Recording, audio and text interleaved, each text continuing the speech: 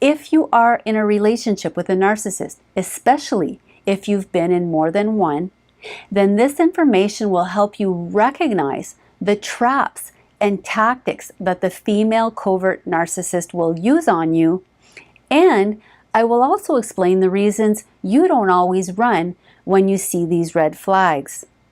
This information is not about blaming or shaming you. It's really about helping you identify what makes you more vulnerable to falling prey to the female covert narcissist and how to protect yourself from her. My videos on mental illness are for educational purposes only. So if you are looking to learn more about narcissistic personality disorder and other mental illnesses, as well as how to handle and protect yourself, then you're in the right place. But if you need support, please seek help. As much as NPD is a serious mental illness, it does not give that person the right to hurt you. You are not put on this earth to survive someone else's abusive behavior.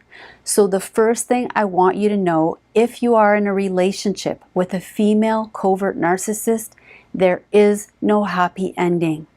So I'm going to jump right in. And first, I want to address what she is looking for in a partner. I believe there are only two types that she's interested in. One, another narcissist, which happens through a process of assortative mating, which is the subject of another video on narcissistic couples. But the second type of person they're attracted to has key characteristics. And I'm going to use the acronym PHIL, P-H-I-L, to describe this type of person that is so appealing to the female covert narcissist. And I will tell you why not only do these types of people get hooked and reeled in, but they also get anchored so that they can never leave.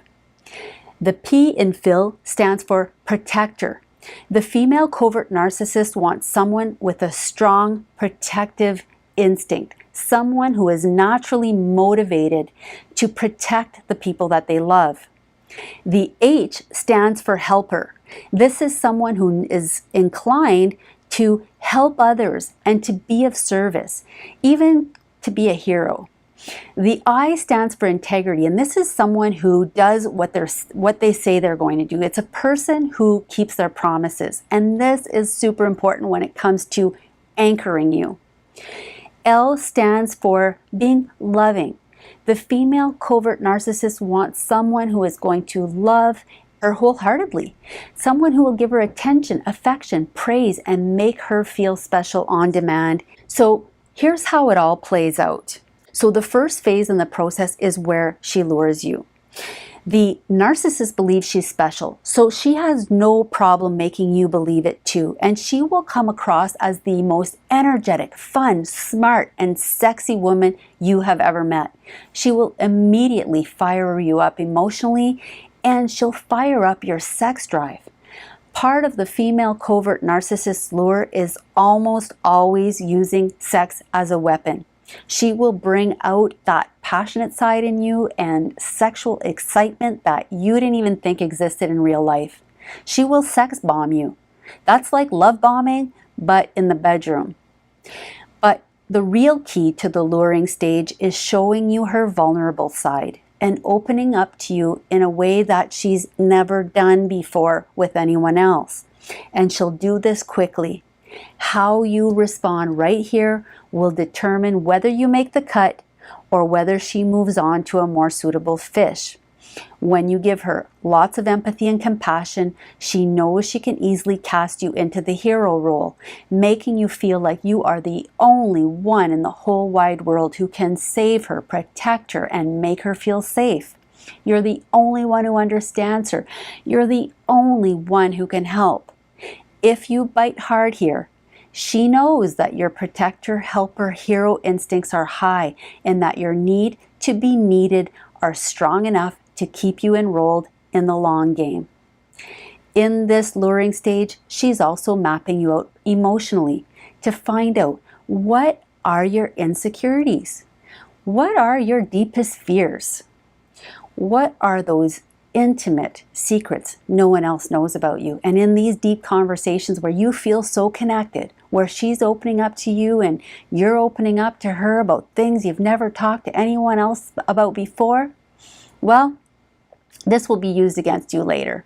She's asking a lot of questions about you because she's going to use the information to manipulate you.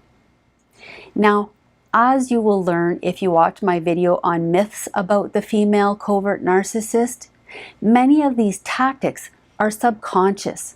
They are survival skills that she's learned.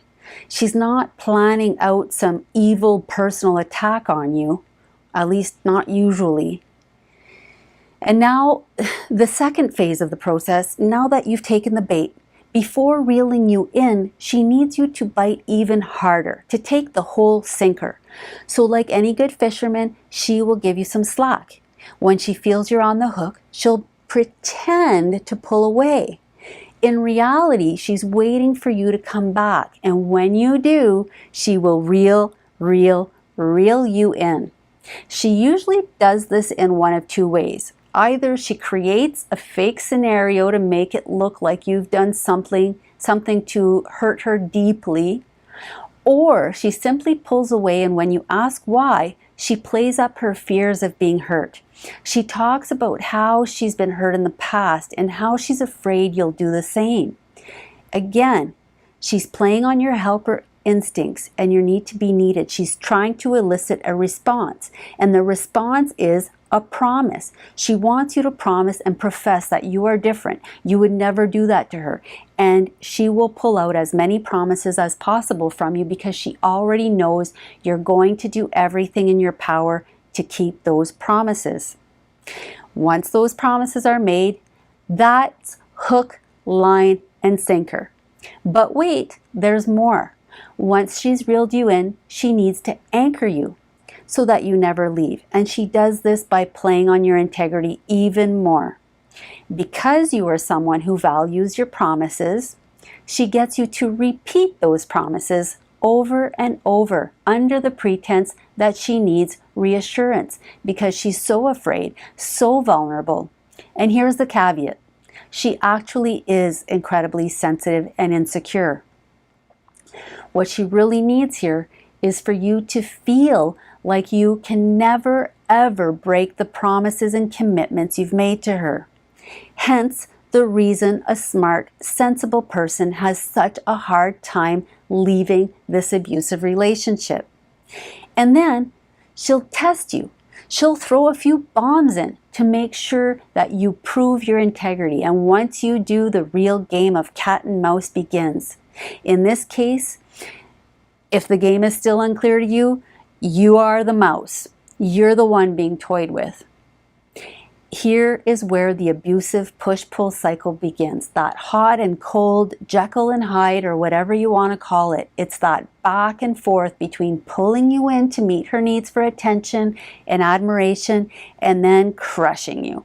And she'll crush you by highlighting your faults, your weaknesses, your insecurities, your fears, and you will be wondering where that sweet, sexy goddess went. Don't worry, she'll be back, only it will be for shorter and shorter periods. The real goal in this stage is to confuse you, to make you question your judgment, your worth, to make you lose your individuality and blend right in with her, to make you feel like you are lucky to have her. And to ensure that you keep her, you will constantly praise her and you'll never go against her. You'll stop holding your ground because the consequences of standing up for yourself are too intense and too damaging. So you'll start to shut down, to feel helpless, maybe even anxious, depressed, because she's eroding your sense of self, breaking you down. And if you start to pull away, she'll sense that right away, and she'll give you a glimpse of what attracted you to her. She might even build you back up slightly, like a cat who pretends to let the mouse go just to pounce on it again as it's getting away. And on top of all this, she'll separate you from your friends and family. She'll be insanely jealous when you give any attention to anyone else, even if it's your kids. She'll threaten to leave, and she'll do anything to exert more and more control over you. You basically become her possession. That's responsible for keeping her happy, making her look good, taking care of all her needs, while you get, well, nothing. Abused. And because you're a good person, someone who wants to protect and keep your loved ones happy and safe, someone who wants to keep your promises, all these amazing qualities when in the right hands, but when in the hands of the female covert narcissist, these are really, really detrimental to you. So if you're staying because you made promises or because you still think you can help her or save her, then you're staying for the wrong reasons. If you're staying because you think it's love, it is not. And in my opinion, the only thing worse than being in an abusive relationship is being in it for one more day. And if you manage to break loose or get discarded, don't go back. There is no such thing as no strings attached with a narcissist. Cut as many ties as possible, and if you're unlucky enough to be in a co-parenting relationship with a narcissist, then you'll want to check out my video on co-parenting with a narcissist. If you enjoyed this video, please like, comment, or share so it can help others, and also because it lets YouTube know that it's a valuable video that they should recommend. And if you want to learn more about NPD, click on the next video or check out my playlist on narcissistic personality disorder.